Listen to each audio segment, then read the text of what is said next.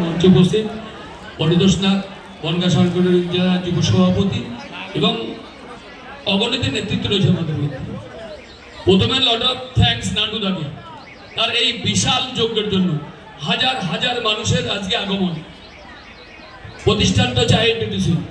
আমার চোখে দেখা 98 সালের পর থেকে এই বনগাঁ সাংগঠনিক জেলার আইএনটিটিসি যেভাবে শক্তিশালী হয়েছে, তার জন্য ধন্যবাদ জানাও স্বরূপনগর পঞ্চায়েত সমিতির পক্ষ থেকে, সহসভাপতির পক্ষ থেকে আমি নান্টুদাকে। দেখুন, আমাদের টার্গেট এই যে আইএনটিটি সংগঠন, আমাদের মাদার সংগঠনের একটা শাখা। এই আইএনটিটি সংগঠন তাদের মহান দায়িত্ব, এই দায়িত্ব যে সকল কর্মীরা আছেন তাদের আগামী যে 26শে নির্বাচন, এই নির্বাচন আমাদের চ্যালেঞ্জ।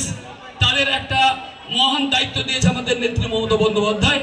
আজকে আমাদের এই সম্মেলন থেকে আমাদের শপথ নিতে হবে যে আগামী 26শে নির্বাচন চতুর্থবারের জন্য আমরা আমাদের মানবিক মুখ্যমন্ত্রী মমতা বন্দ্যোপাধ্যায়কে আমরা মসনদে বসাবো। তার একটা দায়িত্ব কিন্তু আইএনটিটিসি নিতে হবে। দুঃখের বিষয়, কিছু কিছু মানুষ আছে আমাদের আইএনটিটিসি শাখার সংগঠনের সঙ্গে ওতপ্রোতভাবে যুক্ত।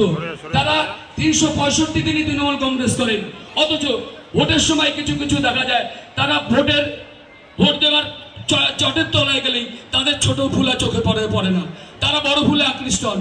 তাদের কাছে করজোড়ে বিরোধী করব। আমাদের নেত্রী মমতা বন্দ্যোপাধ্যায় যেমন শ্রমিক সংগঠনের জন্য ভাবে, বাংলায় স্বাধীনতা লাভের পরে কোনো মুখ্যমন্ত্রী ভাবেননি। তাই আপনারা এগিয়ে আসুন, সব বিভেদ ভুলে গিয়ে আগামী 26শে যে নির্বাচন, এই নির্বাচনে সাম্প্রদায়িক বিজেপিকে বাংলা থেকে উৎখাত করব এবং আমাদের নেত্রী যে শপথ 250 আসন নিয়ে চতুর্থবারের জন্য আমাদের বাংলার মুখ্যমন্ত্রী মমতা বন্দ্যোপাধ্যায় বলতে হবে। এই গুটি কথা বলে ইংরেজি নববর্ষের সকলের শুভেচ্ছা কামনা করে আমি আমার কথা শেষ করলাম।